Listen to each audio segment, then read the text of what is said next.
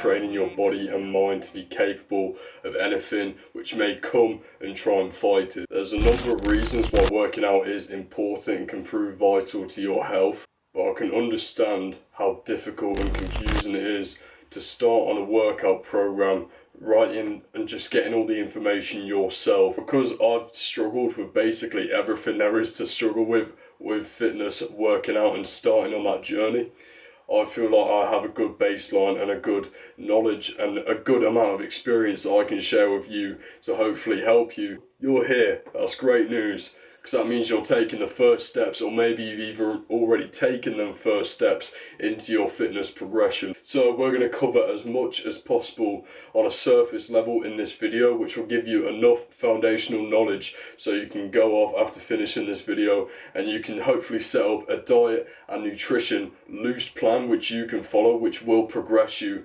over a period of time, and hopefully you'll start seeing the results that you want to see very soon. So like I just said, we're going to be focusing on two main points in this entire video. That is going to be training and nutrition.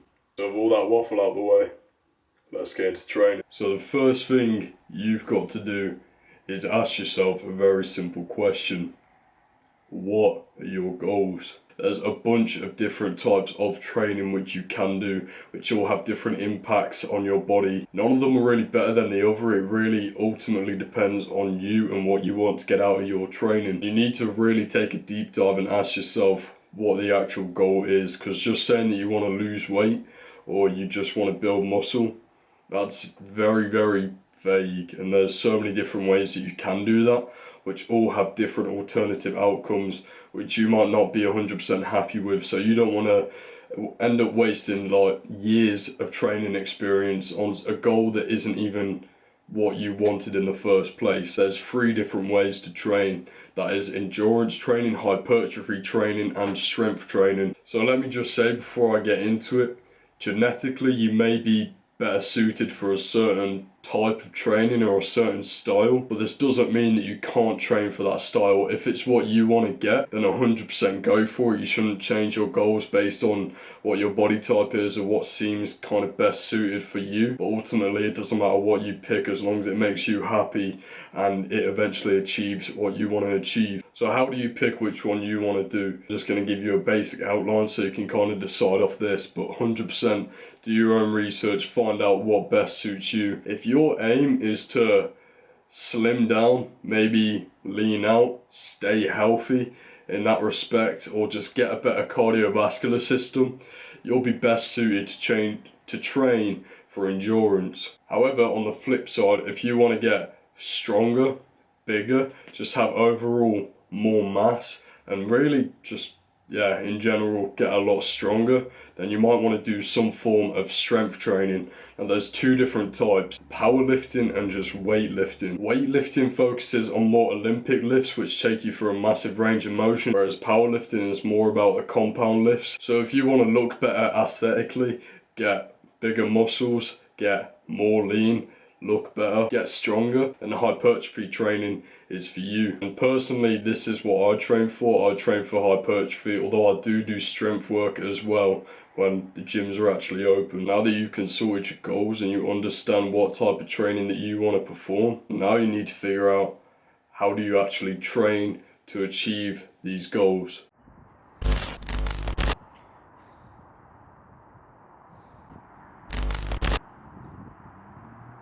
So while I'm out here thoroughly underdressed, freezing my tits off, there are a lot of gorgeous views all around to look at. Also Aldi right down there, my favourite superstore. I think I'm going to dip in there, pick up a bag of carrots. I have no backpack to put them in, so I'm just going to be wielding a sack of carrots all the way home.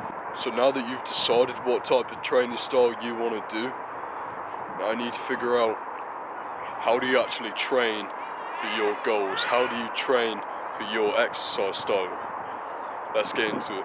Well, the first thing you want to do is pick a split. For a beginner, I'd recommend training 2 to 3 days per week No more than that, you won't need it. I'd recommend a full body split. Try and leave about 48 hours between each training session, just so you can recover as best as possible until you hit the same body parts on a separate day. So now that you got that, you need to decide what you're going to be putting into these splits. Which exercises you want to do is completely up to you, but I'd recommend doing compound or the big lifts. Overall, they're just the most important and most integral part to your training. That is, if you're in a gym-based environment. So prioritize compounds, and then you want to select an intensity that you're going to be working at. So if you're doing running or rowing or just some sort of cardio or endurance work, then you can pick a heart rate. So if you're doing weightlifting, you can use a percentage of your 1 rep max, but as a beginner, I would not recommend pushing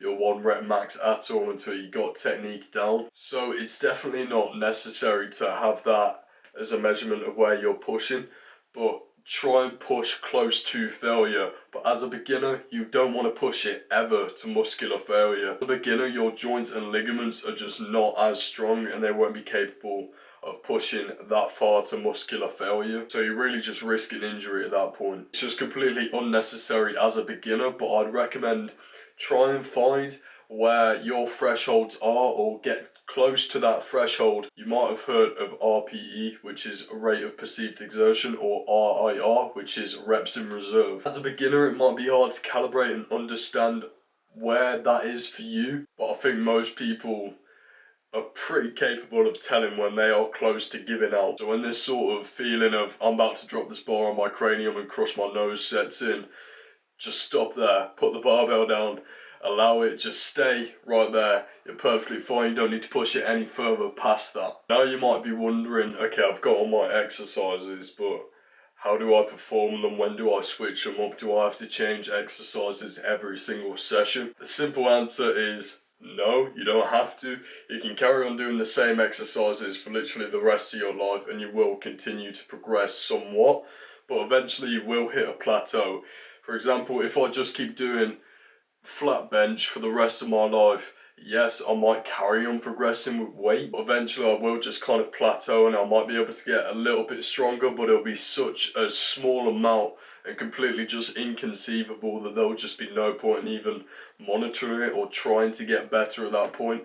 I'll hit some sort of ceiling on it. To take a more optimal approach to building muscle or just in general improving and progressively overloading, try and select exercises so you can hit the same muscle group twice per week. Can be the same exercise if you want to, so really it's about personal preference. So I would recommend not doing the exact same workout for every single session in a week. If you are, for example, doing a full body split, I would recommend switching it up so you can prioritize certain muscle groups on certain days. In general, you want to stay pretty consistent with the compound lifts, and then maybe every month or so, you can switch up the isolation work if you want to, and every few months you can switch up the compound lifts if you want to. Absolutely not necessary, it's just it may be a more optimal way of training so you don't hit a plateau and the training can stay more fun because you're not sticking to the exact same workout routine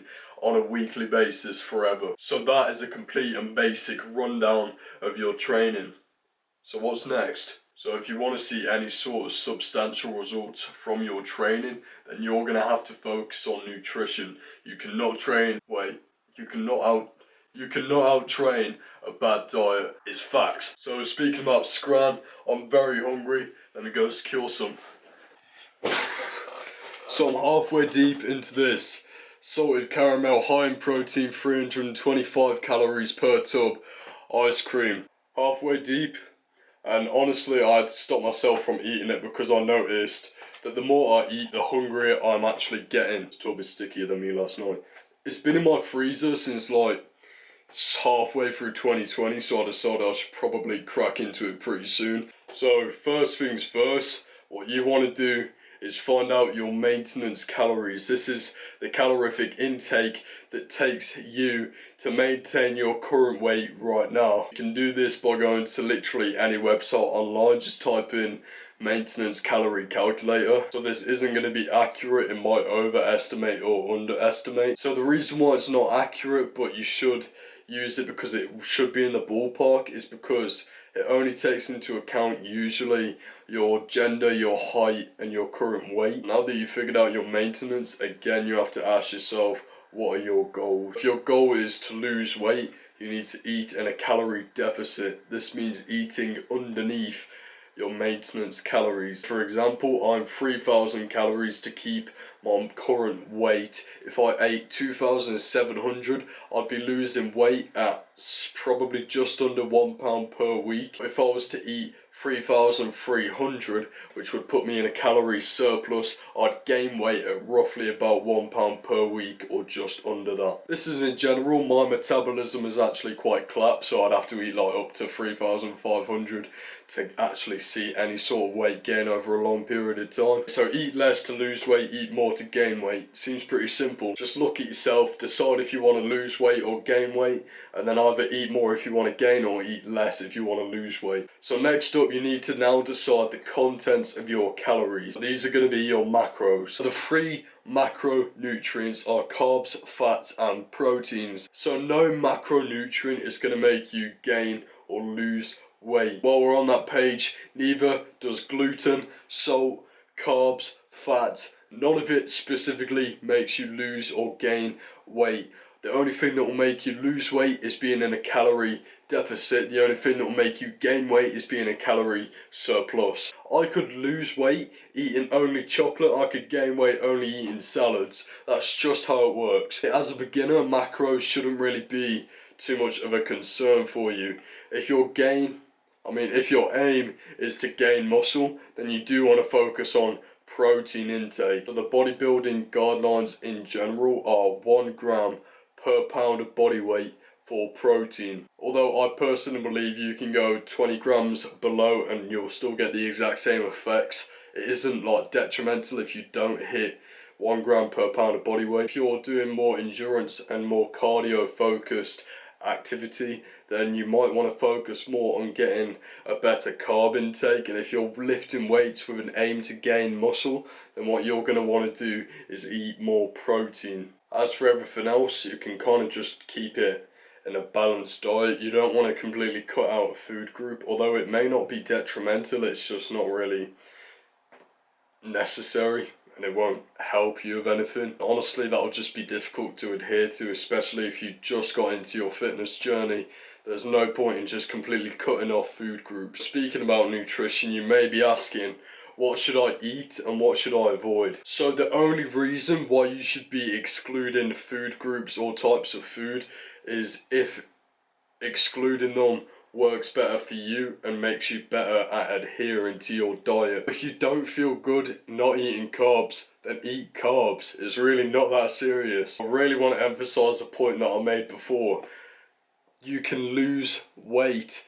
There's only one way to lose weight. There's only one way to gain weight. To lose weight, eat in a calorie deficit. To gain weight, eat in a calorie surplus. So in general, you want to find a diet which is sustainable and works for you. Just try and eat fresh, whole foods, which are like not processed. Just go and buy like regular lean cuts of meat, buy cheese, buy vegetables, buy fruits. Just eat all these like whole foods. And then if you want to eat, chocolate or like a cake or something, you can. 100% you can. Just try and be flexible and fit it into your diet. Eating a piece of cake isn't going to make you fat. Eat into your maintenance calories and then eating a cake on top of that, that's going to make you fat. So as long as the cake, if your threshold is right here, right, you can eat a cake. You can be right here, you can eat a cake and be underneath your threshold and still be losing weight. But if you've ate up to here and then you eat a cake, now you're above this threshold and you're going to end up gaining weight. If you're extremely overweight, it hasn't taken you a night or a week or a month to get there. It's taken you multiple years, which means you're not going to lose it all in a day, in a week, in a month, and you're also not going to gain it back in a day, a week, or a month. So that's it, simplified. Find a diet that works for you. This is a diet which is sustainable, you can stick to, and the best diet is the diet that makes you feel like you're not on a diet, right?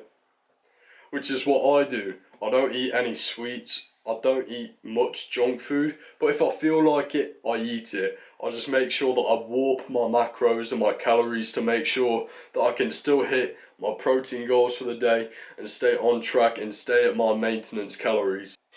Oh, final note, right? Very important, drink your water. You see this? I drink a gallon of water or more per day. I wouldn't recommend everyone just goes out and drinks a gallon. You'll honestly probably suffocate and drown yourself internally. I'm currently using a stack of old 360 games to balance this camera above my laptop. So I'm definitely going to invest in a tripod straight after this, because I want to start clinging my camera in all these exotic places. So that is a video. Thanks for watching. Hope you learned something new. See you next time. Peace.